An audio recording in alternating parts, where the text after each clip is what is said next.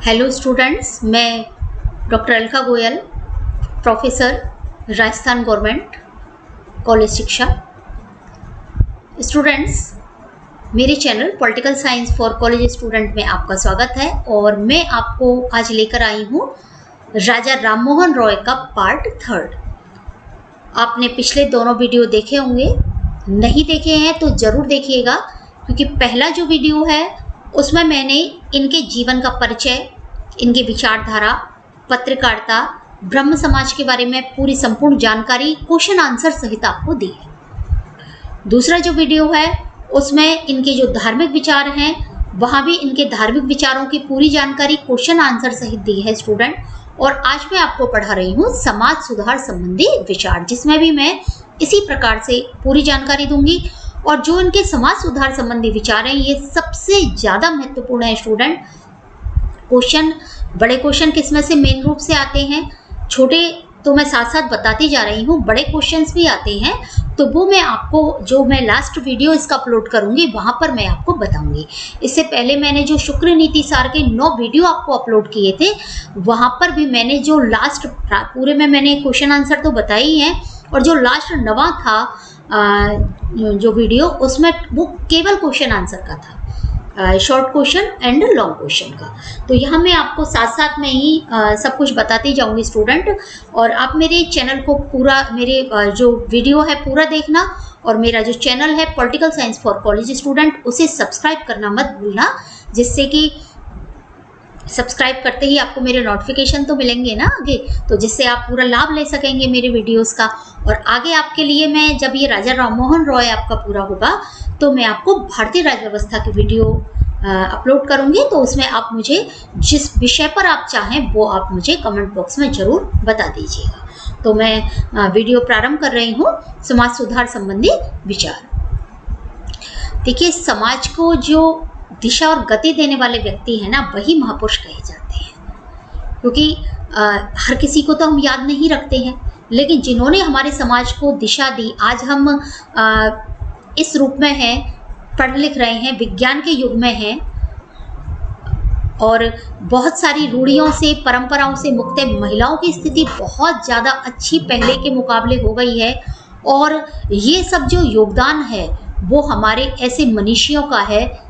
राजा, और भी कई सारे आंदोलन चल रहे थे, लेकिन उनमें जो सबसे महत्वपूर्ण है, जिसको हम कहें पुनर्जागरण के जनक, जिनको कहें कि जिन्होंने एक लौ जगाई, एक प्रारंभ करा भारत में ज्ञानोदय की, सुधारवाद की, आधुनिकीकरण की, तो हम इनमें सबसे पहला नाम जानते हैं राजा राममोहन रॉय। जब हमारा पूरा देश मध्य युग के दलदल में फंस रहा था, भारत में इतनी रूढ़ियाँ, इतने अंधविश्वासों में जब भारत ये कहें कि एकदम घुसा हुआ था, तो ऐसे समय में जो आंदोलन चल रहे थे, और भी आंदोलन चल रहे थे, मैं धीरे धीरे करके काफ़ी सारे विचारक आपके लिए लेकर आऊँगी। लेकिन स्टूडेंट, पहले तो मैं भारतीय राज्य व्यवस्था के, मेरे पास कई सारे कमेंट आए हुए हैं, तो भारतीय राज्य व्यवस्था के मैं वीडियो अपलोड करूँगी पहले कुछ। जैसे मैं बता रही थी आपको कि बहुत सारे आंदोलन उस समय चल रहे थे, उनमें जो सबसे मुख्य आंदोलन था वो था राजा राममोहन रॉय द्वारा स्थापित ब्रह्म समाज का। ब्रह्म समाज ने एक नई दिशा अपने समाज को दी, हमारे समाज को दी, अपने विचार और कार्यों से। तो हम इसमें जो उनके सबसे महत्वपूर्ण विचार है, समाज सुधार संबंधी विचार, वो पढ़ते हैं। ठीक है, तो इन्होंने जो धार्मिक और संघों की जो कल्पना की थी ना, वो इस आधार पर कि एक सामाजिक और राजनीतिक परिवर्तन हो सके, इस तरह के इन्होंने इनकी कल्पना की थी धार्मिक संघों की। और इनका मानना था कि जब तक महिलाओं को अशिक्षा, बाल विवाह, सती प्रथा जैसी अमानवीय रूपों से, अमानवीय कुरीतियों से मुक्त नहीं किया, तब तक हिंदू समाज प्रगति नहीं कर सकता। क्योंकि स्टूडेंट, महिलाएं जो होती हैं वो केवल आधी जनसंख्या ही नहीं है, बल्कि वो संस्कार तो पूरी पीढ़ी को देती हैं, आगे की पीढ़ी को, क्योंकि महिलाओं पर ही मुख्य जिम्मेदारी होती है। और उस समय तो महिलाएं घर से बाहर भी कदम नहीं रखती थी, बाहर का काम पुरुष ही संभालते थे। तो महिलाओं के ऊपर ये जिम्मेदारी थी कि वो बच्चों को किस प्रकार के संस्कार देती है। ठीक है, और जब वो स्वयं अशिक्षित हैं, वो स्वयं परेशानी में हैं, या स्वयं वो इतने दलदल में और उसमें फंसी हुई हैं, उन्होंने देखा ही ये है तो वो बच्चों को किस प्रकार के संस्कार देंगे, पहली चीज़। दूसरी चीज़, बाल विवाह, जिनके की महिलाएं कितना, पहली चीज़ तो बच्चे बहुत छोटेपन में शादी हो गई, फिर उनकी बच्चे जल्दी होते हैं, वो भी क्या कहते हैं, बच्चे भी कुपोषित होते हैं, महिला खुद कुपोषित होती है उसकी, या तो और कई बार वो बाल विधवा भी हो जाती थी। विधवाओं की तो बहुत बुरी स्थिति थी, आपको पता है पहले समय में। और उससे भी ज़्यादा जो सबसे ज़्यादा अमानवीय प्रथा थी वो थी सती प्रथा, जिसके बारे में हम आगे बात करेंगे अभी इसी वीडियो में। तो उन्होंने कहा कि जब तक इनसे मुक्त नहीं हो सकती महिला, तब तक समाज प्रगति नहीं कर सकता। तो वह महिलाओं की स्वतंत्रता, विशेष रूप से सती प्रथा का निषेध और विधवा पुनर्विवाह के जो उन्मूलन पर उनके सबसे ज़्यादा जो उनके विचार और कार्य जाने जाते हैं। मैंने कहा ना आपके सामाजिक विचार इनके सबसे ज़्यादा महत्वपूर्ण हैं। अब उन्होंने बाल विवाह, महिलाओं की शिक्षा, अशिक्षा और विधवाओं की जो अपमानजनक स्थिति थी उसका इन्होंने विरोध करा और महिलाओं के लिए विरासत और संपत्ति के अधिकार की मांग की। देखिए स्टूडेंट, सती प्रथा संबंधी अभी आगे जो विचार आएगा उसमें हम इनको फिर से पढ़ेंगे, इन चीज़ों को, कि जो महिलाओं की स्थिति थी ना, अशिक्षित वो थी, वो अपने अधिकारों के बारे में तो जानती ही नहीं थी। दूसरी चीज़ क्या थी कि जो महिला मान लो सती नहीं हो रही है ना, तो विधवाओं की इतनी खराब दशा करते थे, इतना विरूप उन्हें करते थे, इतना उनके साथ में अन्याय होता था कि उन्हें लगता था कि ऐसा जीवन जीने से अच्छा तो हम मर जाए। उनके लिए ना तो कोई संपत्ति का अधिकार था, ना उनके लिए ये कहे कि जिंदगी बिल्कुल बेरंग, बिल्कुल ख़त्म उनके लिए हो जाती थी अपने पति के मरने के साथ। पहली चीज़ तो बहुविवाह प्रथा और प्रचलित थी कि महिलाओं को पत्नी का अधिकार भी पूरा नहीं मिलता था, संपत्ति में अधिकार नहीं मिलता था, ठीक है, शिक्षित वो थी ही नहीं, और विधवा होने के बाद उनके कोई अधिकार नहीं, ठीक है। और सती प्रथा के बाद में, सती प्रथा इतनी खराब प्रथा कि उसमें उनके जीवन का अधिकार भी उनसे छीन लिया गया। तो उन्होंने समाज में सुधार के लिए दो जो संस्थाएं थी, पहली तो 1815 में आत्मीय सभा, इसका इन्होंने करा, और बाद में जो है 1821 में जो कलकत्ता यूनिटेरियन एसोसिएशन की इन्होंने स्थापना की, और सबसे मुख्य जो थी इनकी थी 1828 में ब्रह्म सभा, जो बाद में ब्रह्म समाज के नाम से इन्होंने नाम दे दिया उसको, ब्रह्म समाज, तो उसकी इन्होंने स्थापना करी। आत्मीय सभा का उल्लेख मैंने जो पिछला वीडियो था धार्मिक सुधार का उसमें भी जिक्र करा है, जो पहला वीडियो है उसमें भी इसका जिक्र किया है आत्मीय सभा का स्टूडेंट। और अभी जो हम यदि क्वेश्चन की बात करें आपसे, तो इन तीनों संस्थाओं के बारे में पूछा जा सकता है, इनके जो किन बातों से इनकी परिवर्तन इनमें आया, क्या इनकी विचारधारा थी समाज के बारे में, ये जो अभी तक मैंने इस वीडियो में आपको पढ़ाया है उसमें से पूछा जा सकता है। कौन कौन सी कुप्रथाओं की वजह से इनके मन में इस प्रकार की भावना आई कि इन्हें महिलाओं के लिए कुछ कार्य करना चाहिए। अब स्टूडेंट हम आते हैं जो सबसे मुख्य जो इनका विचार था, जिसके लिए ये कहें कि घर घर में पूजना चाहिए इनको, महिलाओं को, तो विशेष रूप से वो था सती प्रथा का विरोध। इन्होंने सती प्रथा के विरुद्ध में जो आंदोलन चलाया वो सबसे ज़्यादा इनका महत्वपूर्ण था।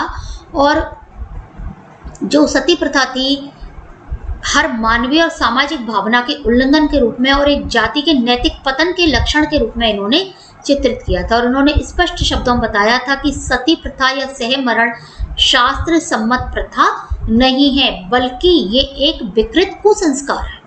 यानी हम ये कहें ना कि शास्त्रों में लिख रहा है, शास्त्रों में कहीं ये लिखा नहीं है। और इनके पहली चीज़ तो मैं ये बताऊं आपको कि इनके मन में ये बात आई कैसे कि इसको ख़त्म किया जाए। क्या होता था, इसकी हकीकत इन्होंने ये देखी थी। बंगाल में सबसे ज़्यादा ये कुप्रथा प्रचलित थी, और इन्होंने क्या देखा, इन्होंने अपने घर, अपने आसपास में ये देखा कि महिला को जबरन सती बनाकर के उसको जलाया जाता था। कैसे कि पहले तो उसके पति के मरने के बाद में उसको कुछ पिला दिया जाता था, पिलाने के बाद में वो थोड़ी मूर्छित हो जाती थी, उसके बाद में उसको सजा दजा के, ठीक है, उसको कि तुम तो जो है वो मर रही हो, पति के लिए मर रही हो, सधवा के जीवन में मर रही हो, तो उसको खूब अच्छे से सजा करके और चिता पर बिठा दिया जाता था, चिता पर लिटा दिया जाता था। और फिर वो तो मूर्छित होती थी उस समय, हालांकि वो पहले खूब रोती थी, मूर्छित होती थी। और फिर जब उसको आग लगाते थे, इधर दूसरी तरफ नगाड़े बजते रहते थे, और उन नगाड़ों की आवाज़ में चूंकि महिला की जैसे ही वो जलना उसका शुरू होता था, तो उसकी जो मूर्छा थी वो भंग हो जाती थी और वो चीखने चिल्लाने लगती थी। लेकिन वो दूसरी तरफ नगाड़े बजते थे और उन नगाड़ों की आवाज़ में उस महिला की आवाज़ दब जाती थी। ये इन्होंने स्वयं ने भी ये बात लिखी है अपने पत्रों में। और इनका जो हृदय था वो ये देख करके एकदम ये कहें कि हाहाकार कर उठा, और उन्होंने देखा कि महिलाओं की कितनी गलत दशा है, उनको जीवन का अधिकार नहीं दिया जा रहा है, मतलब जबरदस्ती उनको सती बनाया जा रहा है। आप ये देखिए कि हमारी जरा सा कहीं पर टच हो जाता है गरम, कहीं हमारा जल जाता है, हमें कितनी तकलीफ होती है, फफोला हमारे पड़ जाता है, और महिला को पूरा का पूरा जलाया जा रहा है, वो जिंदा जलाया जा रहा है उसको। स्थिति ये होती थी कई बार तो वो लड़की जो है उसकी बाल विवाह है, उसकी शादी हो गई, उसको शादी का मतलब नहीं पता, वो पहली बार अपने पति के पास जा रही है, ससुराल गई है, वो पहली बार, उसने पहली बार पति को देखा है और उसको सीधा ही सती होना है, मतलब उसके पहले ही मन में ये भावना आ गई कि मेरे को पति के साथ सती होना है। दूसरी चीज़ ये थी कि विधवाओं की स्थिति बहुत ज़्यादा खराब थी कि महिला को ये लगता था कि मैं मर जाऊँ इससे, तो जब वो समझदार हो जाती थी, उसको बुरूप कर देना, उसको खाना जो है एक निश्चित, उसको कमरा, उसको ज़मीन में सोना है, उसको जो है खाने में कुछ अतिरिक्त नहीं खाना है, उसको मतलब कम से कम खाना है, जो भी सादा खाना उसको देना है, उसको किसी भी कार्यक्रम में शामिल नहीं होना है, हंसना ही नहीं है उसको। तो इस तरह का जो उसका जीवन था वो मरण के समान ही था, ठीक है। और ये जो प्रथा थी, उन्होंने कहा ये शास्त्र सम्मत नहीं है, बल्कि जो संबंधी जन है, स्वार्थी संबंधी जन, वो क्या करते हैं, वो किसी धार्मिक प्रेरणा से नहीं बल्कि विधवाओं के भरण पोषण के खर्चे से छुटकारा पाने के लिए इस प्रथा को जारी रखना चाहते थे, क्योंकि वो चाहते थे कि इसके बेवजह कौन इसका भरण पोषण करेगा, इससे अच्छा ये है कि ये मर जाए, ना तो संपत्ति में कोई हिस्सा उसको मिलेगा, ठीक है, और ना ही उसका कोई भरण पोषण करना पड़ेगा। तो ये सारा प्रपंच उनका रचा हुआ था। 1829 में उन्होंने एक पुस्तक भी लिखी थी, और उनके जो उन्होंने इसका जब उन्होंने देखी ये सब चीज़ें और उनका जो प्रचार और आंदोलन था, इसके फलस्वरूप ही जो तत्कालीन गवर्नर जनरल थे लॉर्ड विलियम बेंटिक, और उन्होंने विनियम 17 के अंतर्गत सती प्रथा को अवैध घोषित कर दिया, और फिर एक अधिनियम बना सती प्रथा निषेध अधिनियम। उसके बाद ही अधिनियम बना इनके जो इन्होंने अपना आंदोलन चलाया, ठीक है। तो अब जो क्वेश्चन है इसमें से पहली बात तो सती प्रथा क्या है, ठीक है। दूसरी चीज़ ये क्यों गलत है, कब इसके लिए मतलब किस नियम के तहत अधिनियम बना, कौन से लॉर्ड ने बनाया, ये सब चीज़ें जो है वो इनकी पुस्तक कब निकली, इसके संबंध में ये सब क्वेश्चन इसमें से आ सकते हैं। वैसे देखिए पूरा समाज सुधार का क्वेश्चन जो है इनका ज़्यादा महत्वपूर्ण है इसमें से। अगली चीज़ आती है नारी अधिकार, नारी स्वतंत्रता, नारी शिक्षा, नारी उद्धार के लिए इन्होंने काम करा। देखिए दशा महिलाओं की बहुत ज़्यादा खराब थी। एक तो वैसी मुगल काल था, मुस्लिम काल में तो महिलाएं वैसी थोड़ी पिछड़ी हुई थी, और ऐसी स्थिति में हिंदू अपने जो रीति रिवाज थे, जो अपनी परंपराएं थी, जो कि उन्होंने देखा था वो परंपराएं चाहे शास्त्र सम्मत है या नहीं है, उन्होंने अपने आप को उन परंपराओं को सुरक्षित रखने का उस समय प्रयास करा। और ये परंपराएं जो है ये महिलाओं के कहें कि महिलाओं के शोषण पर आधारित ज़्यादा थी, ठीक है। तो उस समय जो स्त्री जाती थी उसको बहुत ही हीन भाव से देखा जाता था, और बहुत अच्छा तो अभी भी स्त्रियों को अधिकार प्राप्त नहीं है इतने जिनके वाकई में होने चाहिए, वो तो आज भी नहीं है। तो आप सोचिए कि उस समय स्त्री जाति की क्या दशा होगी। तो इन्होंने स्त्री की स्थिति में सुधार लाने का दृढ़ निश्चय किया, दृढ़ प्रयास करने प्रारंभ किए, और इन्होंने ये मानने से बिल्कुल इनकार कर दिया कि स्त्रियां पुरुषों की अपेक्षा मंद होती हैं। इन्होंने कहा कि आप अवसर देके तो देखिए कि महिलाओं में कितनी बुद्धि होती है। आप यदि अवसर नहीं देंगे, देखिए हम कोई काम करेंगे ही नहीं तो हम सीखेंगे कैसे। और ऐसा तो है नहीं कि पुरुष जो है वो पैदा होते ही सब कुछ सीख गए, वो धीरे धीरे अनुभव से सीखे हैं।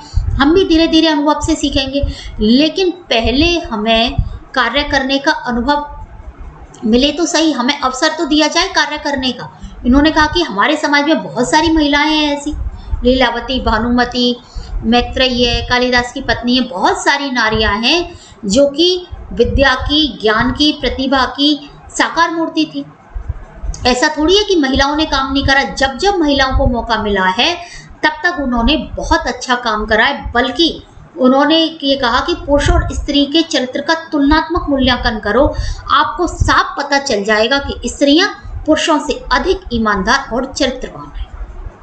पुरुष कहीं उनका चरित्र डावाडोल हो सकता है, लेकिन महिलाएं, अधिकतर जो महिलाएं हैं वो चरित्रवान थी, अपने चरित्र पर दृढ़ थी, उन्होंने अपने सतीत्व को नहीं छोड़ा। उनके समय में जो हिंदू स्त्री थी, उनको अपनी पति की संपत्ति में भी कोई अधिकार नहीं था, और इन्होंने इस तरह की जो अन्यायपूर्ण स्थिति थी उसकी भी कड़ी आलोचना की। देखिए, ये अधिकार तो हमें बहुत बाद में मिला है हिंदू स्त्रियों को अपने पिता की संपत्ति में। तो इनका एक लेख था जो 1822 में इन्होंने लिखा था, modern encroachment on ancient right of females according to the Hindu law of inheritance. ये इनका जो लेख था, इसमें इन्होंने इस तरह की बातें लिखी थी कि हिंदू स्त्रियों को अपनी पति की संपत्ति में अधिकार नहीं था, तो उन्हें अधिकार मिलना चाहिए, क्यों, कैसे, ये सब बातें इसमें थी। और इन्होंने बहुपत्नी प्रथा के विरुद्ध में आवाज उठाई। और ये देखिए कि बंगाल में ये स्थिति बहुत ज़्यादा थी, मतलब महिला को जीवन का अधिकार नहीं। पहली चीज़ तो उसका कोई अपना घर ही नहीं मानते हैं, पति का घर नहीं, वहाँ पर भी पराया और मायके में पराया। दूसरी चीज़, उसको ससुराल में वो गई है तो उसको पत्नी सुख भी नहीं, कई सारी पत्नियाँ, ठीक है। फिर उसको जीवन का अधिकार नहीं, पति मर गया तो उसको भी मर जाना चाहिए, नहीं भी मरा, मान लो वो नहीं मरती है तो विधवा के रूप में उसकी बुरी स्थिति, शिक्षा का अधिकार नहीं, संपत्ति का अधिकार नहीं। तो ये सब जो बातें थी वो बहुत ही, ये कहें कि उनका दिल रो देता था इनको सुन करके, इनको देख करके।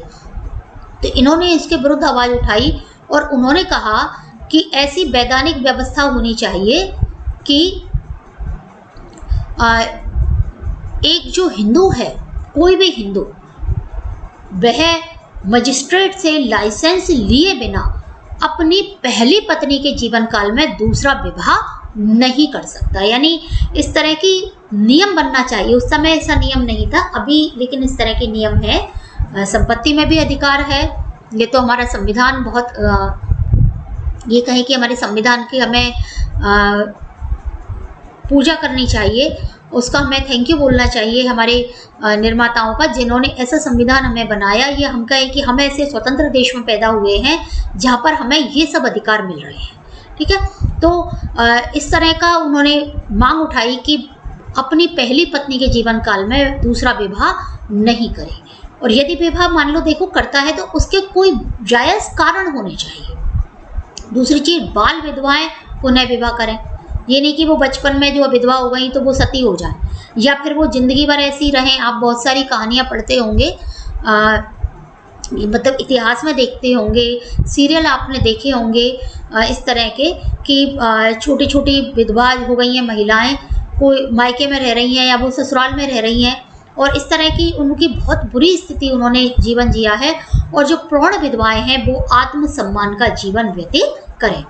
जहाँ तक विधवा विवाह की बात है, देखिए इसमें राजा राममोहन रॉय के बाद में जो समाज सुधारक हुए हैं दयानंद सरस्वती, उनका बहुत बड़ा रोल रहा है। जैसे इनका सती प्रथा को समाप्त करने में रोल रहा है, वैसे उनका विधवा विवाह के लिए बहुत बड़ा रोल रहा है, क्योंकि उन्होंने अपने चूँकि हमारे यहाँ ये माना जाता था पहले कि 7 जन्मों का बंधन है और महिला के दोबारा फेरे नहीं पड़ सकते हैं, लेकिन ये थिंकिंग जो है राजा राममोहन राय के हद तक ही इसमें कार्य कर पाए, लेकिन दयानंद सरस्वती ने इस थिंकिंग को पूरी तरह से बदलने का प्रयास किया और वो बहुत हद तक सफल रहे। इन्होंने लड़कियों और स्त्रियों की शिक्षाओं पर भी बहुत ज़्यादा बल दिया और ये कहा कि महिलाओं की शिक्षा भारतीय समाज के लिए बहुत ज़्यादा आवश्यकता है, बहुत ज़्यादा आवश्यक है। महिला पढ़ेगी, लड़की पढ़ेगी तो आगे जो पीढ़ी है वो शिक्षित होगी,